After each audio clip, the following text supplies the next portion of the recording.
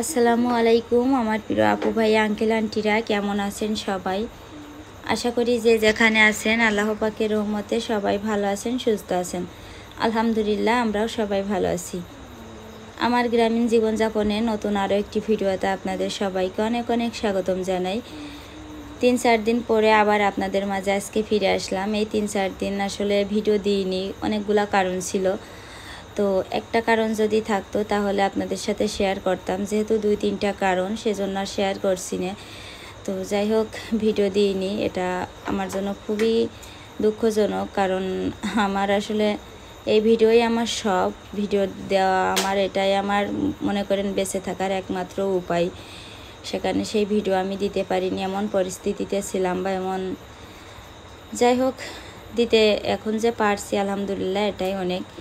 তো দেখেন, আমি সকালবেলা ছাগলের জন্য খড় কাটলাম, ভাত দিয়ে ভুসি দিয়ে মাখিয়ে। এখন আমি এই তো দিচ্ছি ছাগলটা গোয়াল ঘরের ভিতরে, কারণ মেঘ হয়েছে আকাশে, না জানি কোন সময় আবার বৃষ্টি শুরু হয়ে যায়।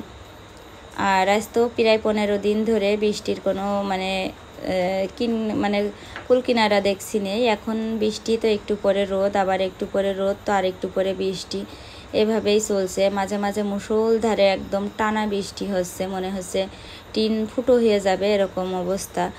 তো জানি না কবে বৃষ্টি থামবে। তো যাই হোক, তো ছাগলের খাতি দিলাম, দিয়ে যে দেখেন অফ ক্যামেরায় আর কি, মানে টুকটাক আরও 2-1টা কাজ করলাম। তারপরে চলে আসলাম এই যে বারান্দায়। বারান্দাটা দেখেন কি অবস্থা করে রাখছে আমার আনাস, শুধু কাগজ কাটে, রাফি আর আনাস মিলে কাগজ কেটে একদম ময়লা করে রাখে। তো আমার অনেক আপুরা মাঝে মধ্যে কমেন্ট করেন আমার রান্নাঘরে যখন পানি পড়ে তখন, যে আমি যেখানে যে ঝাড় দিলাম ওখানে রান্নাঘর বানানোর জন্য। তো আসলে কি বলবো, আমার এই বাড়িটার আমার নিজের কোনো স্বাধীনতা নেই। এই বাড়িতে মনে করেন একটা ভাড়া বাড়িতে মানে কেউ যখন থাকে, সেই ভাড়া বাড়িতে মাস শেষে যখন টাকা দেয় সেখানে কিছুটা হলেও স্বাধীনতা থাকে। আর এই বাড়িতে আমার নিজের কোনো স্বাধীনতা নেই, সব কিছু অন্যর স্বাধীনতায় চলতে হয়, অন্যর কথা মতন চলতে হয়। যার কারণে ওখানে আমার ইচ্ছা থাকলেও আমি রান্নাঘর করতে পারবো না। তো যাই হোক, এর থেকে আর কোনো কিছু বলতে পারছি না আমি। তো আমি বর্তমান যে রান্নাঘরটায় আছি, দেখেন এখানে পানি পড়ে আমার ছালার বস্তার চট টট সব ভিজে, হাঁড়ি পাতিল ভিজে, মানে পুরো রান্নাঘরের ভিতরে একটা বিশ্রী গন্ধ, জিনিসপত্র ভিজে। তো সেই আজকে যেহেতু সকালবেলা একটু রোদ বের হয়েছে, ভাবলাম যে ছালার বস্তা চট টট সব ধুয়ে ফেলাই। তো বৃষ্টি চলে গেলেই যখন রোদ বের হয় তখন আমার যে এত বাড়তি কাজ শুরু হয়ে যায় কি বলবো। তো যাই হোক, এটা আসলে কপালে ছিল, তাই সেগুলো করছি, করার কিছু নেই। তো দেখেন আমি এই তো শর্ট বস্তাগুলো সব কলপাড়ে নিয়ে আসলাম, এনে আগে এগুলো ধুয়ে রোদে দেব, না জানি কোন সময় আবার বৃষ্টি চলে আসে। তো এগুলো রোদে শুকিয়ে তারপরে এই তো থালা বাসন ধোবো, রান্না বাড়া করবো। আর রাফির আব্বু তো অনেক দেরি করে ঘুম থেকে ওঠে, যার কারণে সকালবেলা আর রান্না বাড়ার অত ঝামেলা থাকে না। আর রাফির মাদ্রাসাটাও আজকে বন্ধ আছে। তো আমার প্রিয় আপু ভাই আঙ্কেল আন্টিদের কাছে আমি যতক্ষণে কাজগুলো করছি ততক্ষণে একটা ছোট্ট অনুরোধ করে থাকি, দয়া করে সবাই একটি লাইক দিবেন এবং পুরো ভিডিওটি দেখবেন, ইনশাল্লাহ আপনাদের ভালো লাগবে। আর যে সকল আপু ভাই আঙ্কেল আন্টিরা ভিডিওটি আজকে প্রথম দেখছেন, তারা চ্যানেলটি সাবস্ক্রাইব করে পাশে থাকা বেল বাটনটি অন করে দিবেন। তাহলে আমি যখনই কোনো নতুন ভিডিও আপলোড দিব, ইনশাল্লাহ আপনাদের কাছে নোটিফিকেশন চলে যাবে।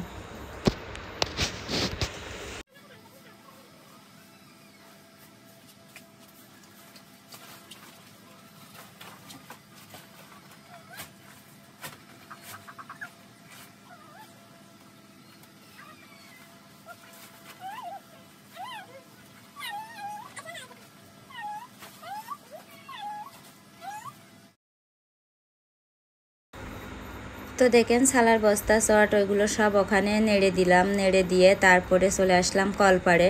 কলপাড়ে এসে আনাস এই যে 2টা কাঁথায় প্রস্রাব করছে, মাঝে মধ্যে রাতে ঘুমের ঘরে প্রস্রাব করে দেয়, আবার মাঝে মধ্যে করে না।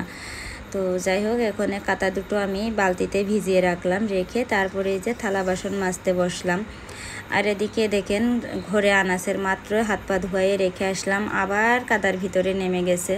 তো থালা বাসন ধুচ্ছি, আর মানে খুব রাগ হচ্ছিল যে রাফির আব্বুর উপরে, যে ঘুমিয়ে রয়েছে, একটু যদি সকালবেলা ছেলেদেরকেও ধরে তাহলেও আমি কাজগুলো করতে পারি। মানে যাই হোক ও ঘুমিয়েছিল আর আনাস এরকম জ্বালাতন করছিল। আবার শব্দও তো করা যায় না, শব্দ করলেও রাফির আব্বু অনেক রাগ করে, উঠে বকা টকা দেয়, আবার বলে যে সবগুলোর বাড়ি থেকে একদম বের করে দিবানে, ওদের জ্বালায় ঘুমই হয় না আমার, এরকম বলে।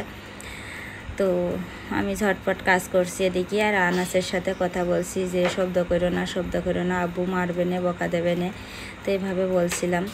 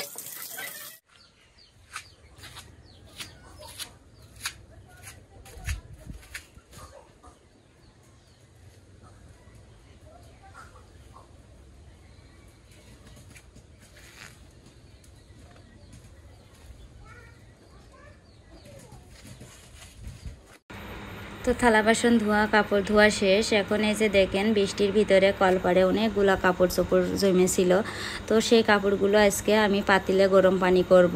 ওই তো আমাদের যে পুরাতন ভাঙা রান্নাঘর, তো ওখানে পানি গরম করে তারপরে সেই পানির ভিতরে কাপড়গুলো আর কি ভিজাবো।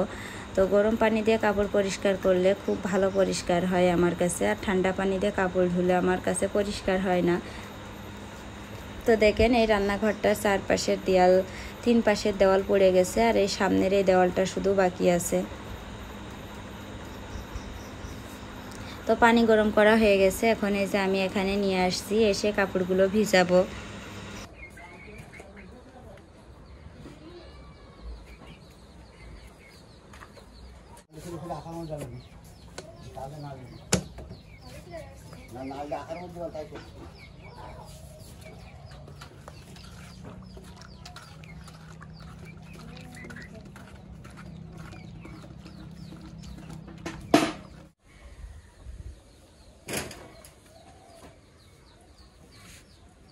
তার মধ্যে বসছি।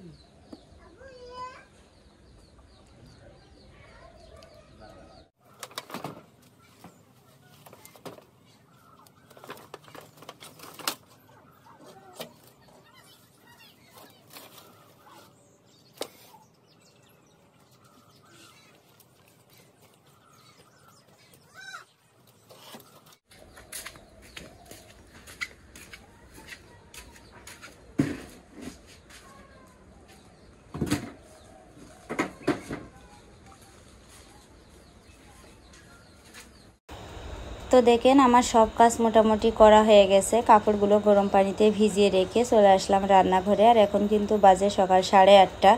তো রান্নাঘরে এসে আনাস আর রাফির জন্য এই যে নুডলস রান্না করছি। আর এদিকে আমার রাফি আর আনাসে তো মানে আমি যখন ভিডিও করতে যাই, ওদের রাফি তো দূরে পাড়ায় খেলতে চলে যায়, কিন্তু আনাস আমার পিছে পিছে খুব কষ্ট করে।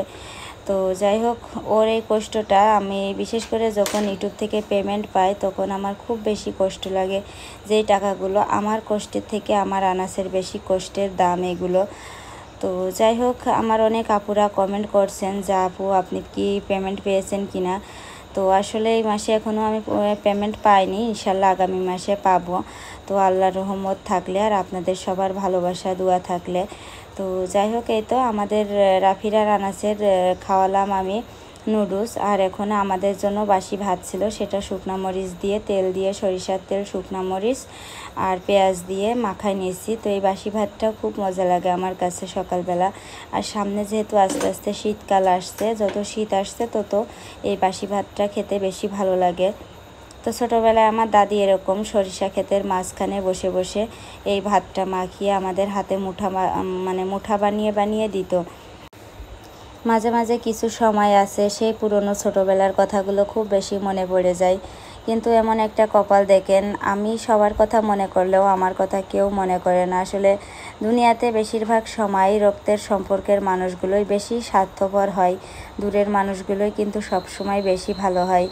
তো আমার দাদি বাড়ির লোকদের কথা প্রতিটা মুহূর্তে প্রতিটা সেকেন্ডে আমার খুব বেশি মনে পড়ে। যদিও বা নানি বাড়ির কথা মনে পড়ে না, কারণ নানি বাড়িতে ওইভাবে যাইও নি, কারোর কাছে থাকিও নি। হয়তো বা 6 মাস বা 1 বছর পর পর গেছি, 1 দিন 2 দিন থেকে চলে আসছি।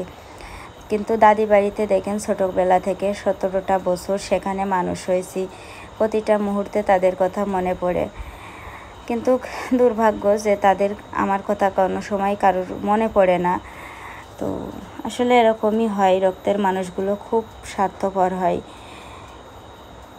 তো দেখেন আমি সেই সকালে সেই রান্নাবাড়া করলাম, মানে সেই বাসি ভাত টাত খেলাম, খেয়ে তারপরে আমি আর কোনো কিছুই করিনি। তো রাফির আব্বু ঘুম থেকে অফ ক্যামেরায় উঠছে, উঠে সেই বাসি ভাত খেয়েছে। তারপরে এই তো দুপুরের জন্য পটল ভর্তা দিয়ে আসলাম রাইস কুকারের ভিতরে, আর এদিকে বেগুন ভাজি, আর এই তো আলু মানে উস্তে ভাজি করব। আর রাফির আব্বু বাসি ভাত খেয়ে তারপরে গাড়ি নিয়ে চলে গেছে।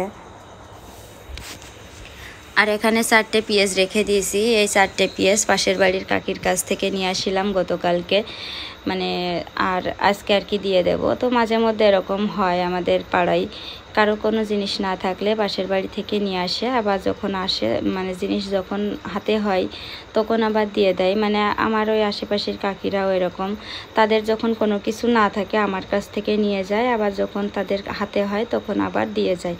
তো দেখেন রান্নাবাড়া শেষ করতে না করতে আলহামদুলিল্লাহ বৃষ্টি চলে আসছে। তো একদিকে খুবই আনন্দ লাগছে, কারণ বৃষ্টি হলে আনাসের কোলে নিয়ে রান্না করা খুবই মুশকিল হয়ে যায়। তো বৃষ্টি মানে রান্না করেও ঘরে আসছে, এদিকে বৃষ্টিও নেমে গেছে। আর এদিকে আমার সেই মাঠে মানে সিমেন্টের সেই চুলাটা আমি এখানে উঠাই রাখিছি বারান্দায়, কারণ বৃষ্টি হচ্ছে, চুলাটা একদম নষ্ট হয়ে যাচ্ছে পানি পড়ে পড়ে। তারপরে এই যে দেখেন এখন হচ্ছে রাতের বেলা, আমি আনাসের ঘুম পাড়াচ্ছি খাটের উপরে শুয়ে শুয়ে, আর এদিকে পাশে এই যে রাফির বই পড়াতে বসাইছি। তো রাফি তো বাংলা, ইংলিশ, আরবি মানে তারপরে গণিত এগুলো বেশ ভালোই পারে, কিন্তু মানে আরবিটাই একটু মোটামুটি বেশি পারে না, মানে আরবিটাই অনেক দুর্বল, যার কারণে আরবিটা পড়াচ্ছিলাম ওকে। তো তারপরে এই তো অনেক রাত হয়ে গেছে, রাফির আব্বু গাড়ি চালিয়ে বাড়ি চলে আসছে। তো এখন সেই পটল ভর্তা মাখাবো, আর এই তো সেই বেগুন ভাজি আর উস্তে ভাজি। আর দুপুরবেলা কাজ করতে করতে কখন যে সময় চলে গেছে খাওয়ার সময়ই পাইনি। আর এদিকে এই যে রাফির জন্য দুধ জাল দিয়েছি, আর আনাস তো ঘুমিয়ে গেছে অনেক আগেই। তো যাই হোক, এখন আস্তে আস্তে দিন ছোট হয়ে যাচ্ছে। তো আমার এই শীতকালের ছোট দিনে কি হয়, দুপুরবেলা খাওয়ার কথা মনে থাকে না, মানে এ কাজে ও কাজে দুপুরবেলা ভাত খাবো মনেই থাকে না। পরে যখন মনে পড়ে দেখা যাচ্ছে একটা বিস্কিট কিংবা এটা ওটা খেয়ে পানি গালে দিই, আর ভাত খাওয়ার হয় না। তো দেখেন সেদ্ধ মরিচ দিয়ে এভাবে পটল ভর্তা করলে খুবই ভালো লাগে। কিন্তু পটল ভর্তা মাখাতে মাখাতে আমার প্রিয় আপু ভাই আঙ্কেল আন্টিদের কাছ থেকে আজকে আমি বিদায় নেব, আর ভিডিও বেশি লম্বা করব না। তো সবাই ভালো থাকবেন, সুস্থ থাকবেন, আমাদের জন্য দোয়া করবেন, আর আপনাদের জন্য অনেক অনেক দোয়া রইল। আল্লাহ হাফেজ।